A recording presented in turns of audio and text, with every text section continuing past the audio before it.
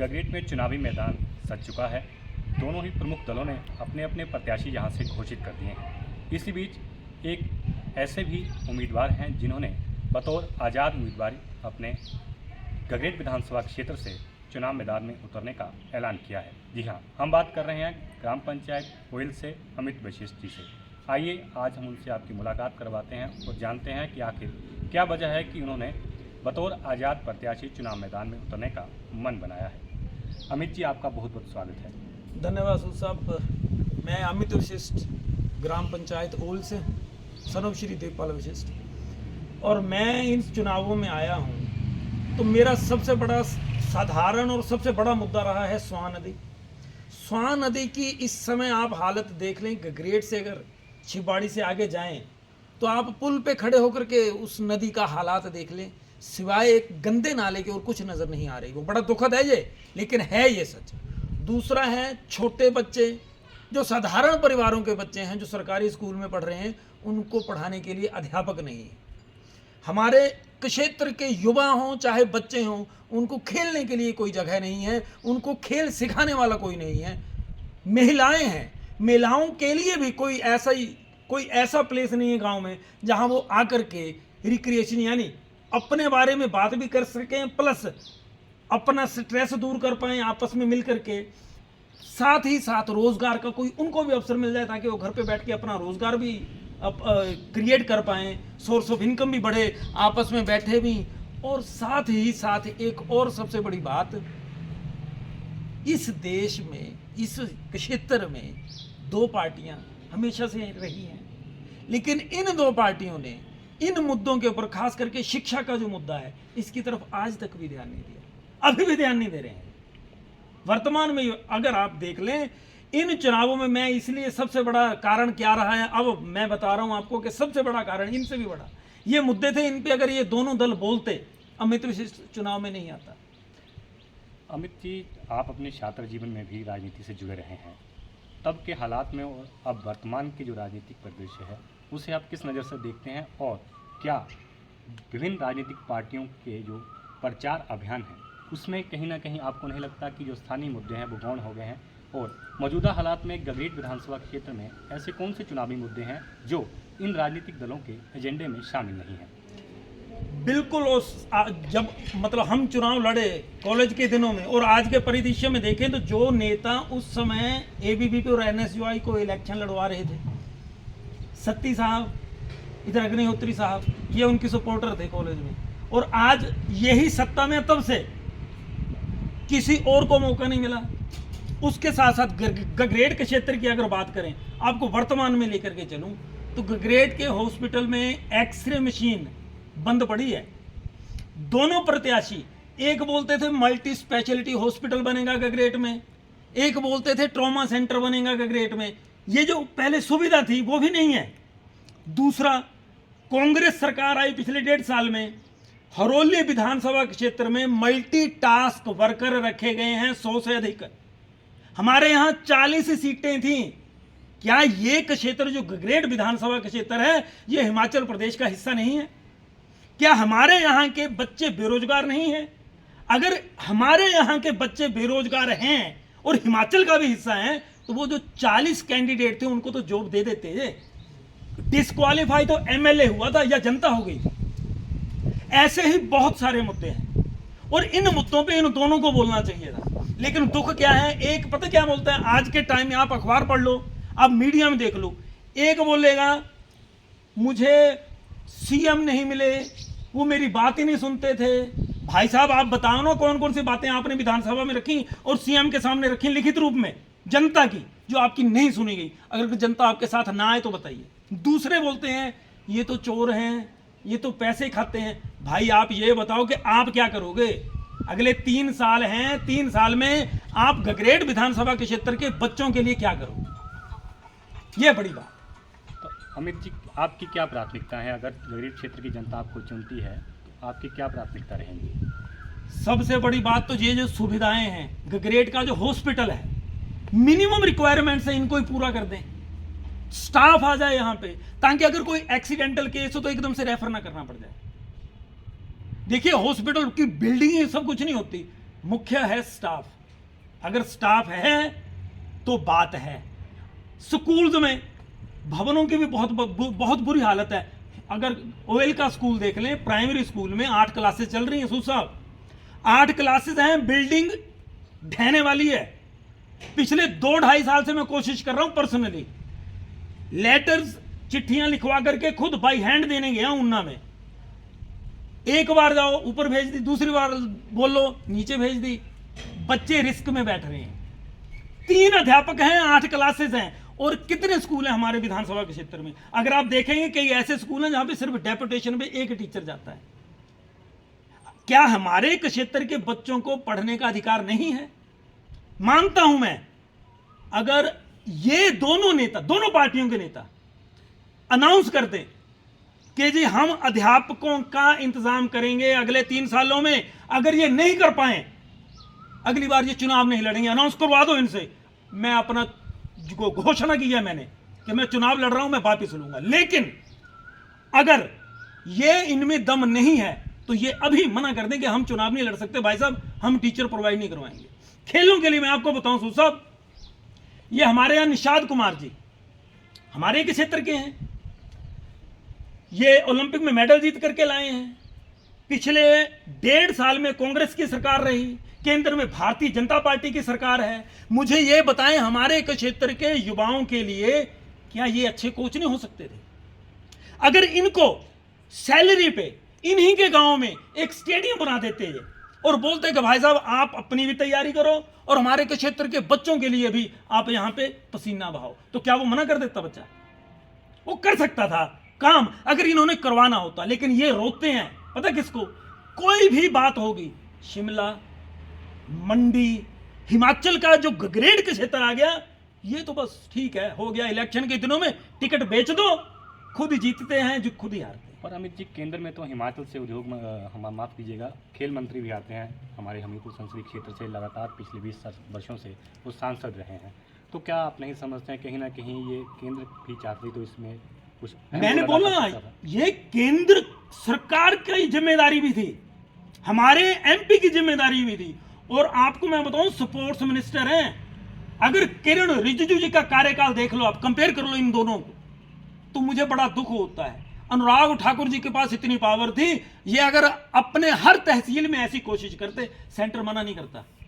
नरेंद्र मोदी की सरकार का मुझे जितना पता है, वो प्रपोजल मांगते हैं, बोलते हैं पैसा खाने नहीं दूंगा, आप बताओ कहां लगाना है, प्रपोजल दे दो, काम हो जाएगा। नकारा रहे हमारे लोग। अमित जी, एक बात करना चाहूँगा आपके बीच में। गगरेट और चिंतपूर्णी विधानसभा क्षेत्र में 2 केंद्रीय विद्यालय भी लंबे समय से लंबित पड़े हुए हैं। उनके लिए प्रदेश सरकार द्वारा भूमि भी आवंटित कर दी गई है, परंतु किन्हीं कारणों से वो केंद्रीय विद्यालय अभी तक भी शुरू नहीं हो पाए। इसके लिए आप क्या कहना चाहेंगे? देखिए, हमारी प्रॉब्लम पता है क्या है? गगरेट विधानसभा के क्षेत्र की हमारे जो भी नेता हैं, मैं माफी चाहता हूं लेकिन बोलूंगा कि ये नालायक रहे। शायद पर्सनल ग्रोथ इनके लिए मजबूरी रही कि मुझे तो सिर्फ पर्सनल ग्रोथ करनी है। हमारे यहाँ गगरेट से अंब के लिए पुल बनना था, वो रामपुर चला गया, अग्निहोत्री साहब लेकर के गए। हमारे यहाँ से केंद्रीय विद्यालय हरौली विधानसभा के क्षेत्र में गया, हमारा कोई एमएलए बोला? दोनों पार्टीज का कोई नहीं बोला। मुझे दुख नहीं है कि वहां क्यों बना, यहां भी बने भाई, वहां भी बनाओ, वो भी तो हमारे हैं। उनके लिए, अग्निहोत्री साहब के लिए ये क्षेत्र काला पानी है, लेकिन हमारे लिए नहीं है। हमें तो लगता है वो भी हमारा हिस्सा है। अगर हरौली में बिल्डिंग्स बनी है तो हमारे लिए भी तो अच्छा ही है, हमारे का क्षेत्र है वो। लेकिन अगर उनमें से कुछ बिल्डिंग्स यहां बनती तो शान बढ़ जाती पूरे जिले की, लेकिन बोला कोई नहीं। देखिए, हमारा एमएलए अगर वहां विधानसभा में बोलते हैं कि जी मेरी सीएम सुखू ने नहीं सुनी, आप किस मुद्दे पे इस्तीफा दिया? आपने किस मुद्दे पे आप धोखा देकर आए, वो बताओ ना जनता को कि ये मेरा मुद्दा था, मैं आपके लिए लड़ रहा था, मेरी बात नहीं सुनी गई। भारतीय जनता पार्टी का चाहे कांग्रेस का, कोई नहीं बोलते इन मुद्दों पे। मैं बता रहा हूं, इस समय जो कुछ चक्कर, उन्होंने तो अपने निलंबन को असंवैधानिक करार दिया था। वो सुप्रीम कोर्ट तक गए थे उस विषय को लेकर के। उन्होंने कहा कि मेरा जो निलंबन है, ये मुझे अयोग्य करार दिया गया है स्पीकर द्वारा, वो गलत है। आप जनता को बताओ, आप तो अपनी योग्यता वहां, सुप्रीम कोर्ट जितवाएगा यहाँ, सुप्रीम कोर्ट आप चले गए, आप फिर से एमएलए हो जाते, तो आप मुझे ये बताओ जनता के लिए क्या फायदा होता? क्या जो छोटे बच्चे स्कूल में पढ़ते हैं उनको टीचर मिलता? सू साहब आप मुझे बताओ, आप कितनी बार एमएलए से अपना कोई पर्सनल काम करवाने गए? एमएलए का काम होता क्या है? हमारे क्षेत्र के 99% लोगों को नहीं पता होगा हमारे एमएलए का घर कहां है। काम ही नहीं पड़ता हमें, मैं तो कभी नहीं गया। एमएलए के काम यही हैं, स्कूलों में अध्यापक हों, खेलों का इंतजाम हो, रोजगार प्रोवाइड करें, चाहे महिलाएं हो, चाहे युवा हो, चाहे बड़े लोग हो, खुशहाली हो। आप एक और बात बताऊं, एमएलए का काम क्या है? अपने के क्षेत्र में किसी भी विभाग के कर्मचारी हैं, वो एक टीम की तरह काम करे। कर्मचारी को यह पता हो कि ये हमारा एमएलए हमारे लिए लड़ेगा, हमें डर किसी चीज का नहीं। हमारे यहां तो डर यह है कि अगर एमएलए स्कूल में बुलाया जाए और उसको काजू नहीं दिए गए तो ट्रांसफर हो जाएगी। प्लस सिर्फ एमएलए नहीं, कुछ बागड़ बिल्ले साथ में चलते हैं। पर यहाँ तो एमएलए की जो पूर्व विधायक रहे हैं उनकी टीमें यहाँ लगातार सक्रिय रही हैं। बताया जाता है कि जब विधायक यहाँ नहीं होते हैं तो उनकी जो टीम है वो यहाँ पर सक्रिय होती है। मैं वही बता रहा हूँ ना कि जो उनकी टीम होती है, ये स्कूल में जाकर के काजू और बादाम खाने का ही काम करते हैं। पूछ लो इनसे, पिछले 1.5 साल में आप किस किस स्कूल में गए, आपने किस किस स्कूल में अध्यापक कम देखे, और फिर आपने उन जगह उन स्कूल्स के लिए अध्यापक डेपुटेशन हो, वहां अध्यापक अपॉइंट किए जाएं, आपने बात करी। सिर्फ इतना ही बता दो। अगर ये इतना भी बता देंगे तो जनता जितवा देगी बैठे बैठे को। इनको कहीं नहीं आना जाना। पिछले 1.5 साल दोनों को ही बोल देता हूं मैं, कालिया साहब को भी बोल देता हूं, शर्मा जी को भी बोल देता हूं। बता दो आप जहां जहां गए, सिर्फ ये बताना कि आप वहां गए और वहां अध्यापक कम थे, आपने डिमांड करी। ये नहीं आप एनुअल फंक्शन में गए फिर आपने वहां भाषण, ये बात नहीं कर रहा मैं। जब आप नहीं हैं सीट पर उस समय कितनी बार गए? मेरा सिंपल सा क्वेश्चन है ये। और आप जनता से मैं अपील करना चाहता हूं, जनता से भी मेरी प्रार्थना है, आप जिसको वोट देना चाहें दें। मेरे साथ भी लोग बोल देते हैं कि यार हम तो उस पार्टी के हैं, हम उस पार्टी के हैं। और मैं एक साफ अपील करता हूं, बिल्कुल सही है, आप वर्कर बड़ा ईमानदार होता है। पिछले दिनों यहां मीटिंग हुई ककरेट में, धूमल साहब ने बड़ी जोश के साथ एक भाषण दिया और मुझे कुछ एक लाइनें बड़ी अच्छी लगी। उन्होंने बोला कि देश की कोई भी पार्टी हो वो वर्कर्स के झंडे के कारण है। लेकिन मजेदार बात देखिए, धूमल साहब के अपने दोनों बच्चे, एक क्रिकेट की उसमें है बीसीसीआई में, दूसरे एमपी हैं, मंत्री हैं। धूमल साहब ने भी किसी और युवा को और वर्कर को आगे नहीं करने दिया। आप मतलब जो वर्कर है वो वर्कर रहेगा, झंडा उठाओ तुम, बेटा मेरा आगे रहेगा। तुम वर्कर हो, तुम रीढ़ हो, मलाई बेटा खाएगा। क्यों भाई? दोनों में है भाई साहब। पर देखिए, भाजपा तो कहीं ना कहीं गांधी परिवार पर परिवारवाद का जो आरोप लगाती रही है, पर आप तो ये उल्टा भाजपा के ही पुराने जो रहे मुख्यमंत्री रहे हैं उनको कटघरे में खड़ा कर रहे हैं। मैं तो दोनों के ऊपर हूं। अगर आप याद करें, राजा वीरभद्र सिंह, परमात्मा उनकी आत्मा को शांति दे, उनकी पीठ सुनती है। अगर उनके विधानसभा के क्षेत्र का कोई मिलने आता था शिमला में, उसको कोई पूछता नहीं था, रोकता नहीं था, पूछ लेना।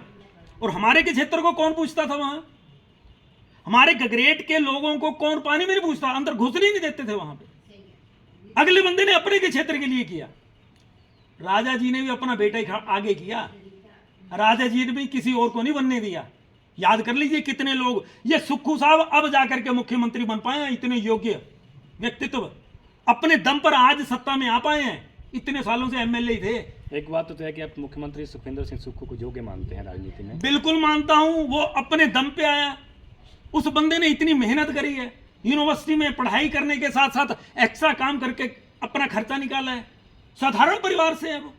तो ये सिस्टम में बदलाव वो क्यों नहीं ला पाए? पिछले लगातार 1.5 साल से वो मुख्यमंत्री हैं प्रदेश के, तो जो बातें आपने उठाई तो ये क्या आपने उनके ध्यान में नहीं लाई? जा उनसे आपकी नहीं, मैं देखो, मैं तो साधारण व्यक्तित्व हूँ साहब। मैं तो यहाँ, मेरे को तो आज से 6 दिन पहले पता ही नहीं था कि मैंने ये फार्म भरना है या मैंने एमएलए लड़ना है। तो ऐसे क्या कारण रहे कि एकदम से आपके दिमाग में आया कि आपने ये चुनाव लड़ना है, वो ऐलान कर दिया आपने? कालिया साहब को टिकट मिला,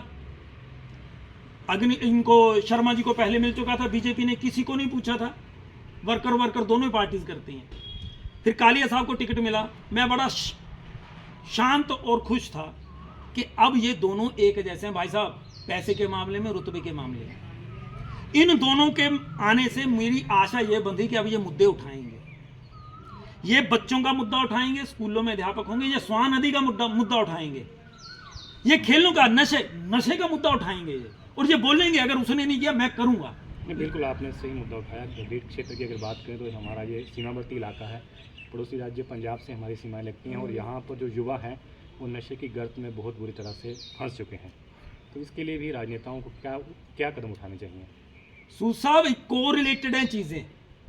मैं तो साफ बोलता हूं, जिस बच्चे को ग्राउंड का नशा है माई का लाल उसे कोई और नशा नहीं दे सकता। बच्चों को खेलों में जाने के लिए प्रेरित करें, उनको जगह दें।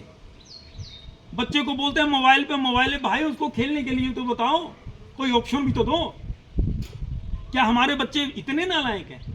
आज कितनी कंपनीज हैं पूरे वर्ल्ड में, इंडिया के सीईओ हैं सब में, वो कहाँ पढ़े? सरकारी स्कूलों में पढ़े हुए हैं, लेकिन उनकी किस्मत अच्छी थी, अध्यापक थे उनके स्कूल में। मैं एपीजे अब्दुल कलाम जी की मैंने जीवनी पढ़ी तो उन्होंने बोला तीसरी क्लास में थे जब वो समुद्र के किनारे गए, उनके अध्यापक ने पूछा अब्दुल तुम क्या बनना चाहते हो? तो बोलता मैंने समुद्र पे पक्षियों को उड़ते देखा, तो अपने गुरु को बोला कि सर मैं ना उड़ना चाहता हूँ पक्षियों की तरह। बोलते सब बच्चे मेरे पे हंसे, लेकिन मेरे गुरु ने बोला अब्दुल तुम उड़ोगे। और वो उड़े नहीं, जो उड़ाने वाले हैं सबके ऊंचे पद पे सेनापति देश के बने। और जब उन्होंने मैगी उड़ाया तो उन्होंने ये बात बोली कि मैं पायलट नहीं बन पाया, लेकिन मैं सेना प्रमुख बन गया, आज देखो मैं जहाज उड़ा रहा हूं। भाई साहब गुरु बड़ा जरूरी है, और इन लोगों को ये बोलना चाहिए था। हमारे बच्चों के लिए मोटिवेशन बड़ी जरूरी है, वो ये नेता कर सकते हैं, ये दोनों कर सकते हैं, इनके पास इतना पैसा है। अगर सरकार भी ना करे तो ये एक गांव में अपनी तरफ से अपॉइंट कर देना अगर कोच, तब भी हमारा मसला हल हो जाए। आपने पैसे की बात की, अक्सर ये लोग ध्यान करते हैं कि कोई भी अगर आज़ाद उम्मीदवार चुनाव मैदान में उतरता है तो बाद में वो कहीं ना कहीं धनबल के बोझ के तले दब जाता है और कहीं ना कहीं वो चुनाव से बाहर हो जाता है। तो आपके बारे में क्या सोचा जाए कि आपके साथ ऐसा होगा या नहीं? मेरे को भी बोला लोगों ने, मैं अभी जाता हूँ फील्ड में तो मुझे बोला है, और बड़ी बात है महिलाओं ने भी बोला कि हमें तो अच्छा लगा कि आप खड़े हो रहे हो, लेकिन हमें एक डाउट है कि आप पैसे लेके बैठ ना जाओ। और ऐसा होता ही आया है, ऐसा बताया गया, और मैंने अभी पीछे स्टडी किया, बात करी, तो मैक्सिमम ऐसा ही होता रहा है कि जो भी इंडिपेंडेंट खड़ा होता है या तो उसको डरा करके, धमका करके, या फिर पैसे दे करके उसको बिठा दिया जाता है। लेकिन इस बार ऐसा नहीं होगा, क्योंकि मेरे प्रायोरिटीज़ अलग है। मुझे पैसा भी नहीं चाहिए, मुझे सत्ता भी नहीं चाहिए, और अच्छा डर की रही बात तो मैं प्राइवेट नौकरी करता हूँ, मेरा 2 नंबर का कोई काम नहीं है। किसी को जो करना हो कर ले। अच्छा मेरी ट्रांसफ़र भी नहीं कर सकते, मेरी नौकरी भी नहीं हटा सकते, क्योंकि मैं योग्यता के आधार पे काम कर रहा हूँ। मेरे को जीत और हार का भी टेंशन कोई नहीं है। 1 महीने की छुट्टी ली है, जिस दिन इलेक्शन खत्म होंगे अगले दिन मेरी बस्ता तैयार है, मैं तो चला जाऊँगा काम पे। जब रिजल्ट निकलेगा जैसा होगा मुझे मंजूर रहेगा। मैं क्यों लड़ रहा हूँ? बच्चों के लिए। और साहब उनकी तो वोट भी नहीं है। जिन बच्चों की मैं बात कर रहा हूँ ना, वो 18 से कम है मैक्सिमम, स्कूल में जो पढ़ते हैं। जो स्वान नदी है ये किसको वोट देने आएंगे, इसलिए ये मुद्दा नहीं उठा रहे। मुझे भी बोला तू क्या मुद्दे लेकर के बैठ गया, तेरे को वोट मिलेगी? कोई बात नहीं।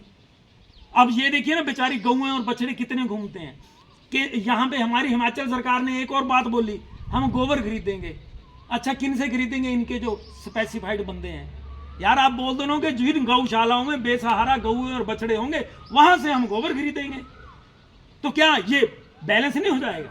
मोटिवेशन नहीं हो जाएगी? लेकिन ये गौशाला से गोबर भी उनसे ही खरीदेंगे जो इनके बंदे हैं। हर चीज में राजनीति और वोट इनको देखनी है, मुझे तो अपने मन की करनी है। ठीक है, ये थे अमित विशेष जिन्हें आपने सुना। अमित जी हम आपको शुभकामनाएं देते हैं। गगरेट विधानसभा क्षेत्र में 1 जून को मतदान होना है और उसके बाद नतीजे भी सबके सामने होंगे। अन्य खबरों के लिए आप हमारे साथ बने रहें ऊना दस्तक पर।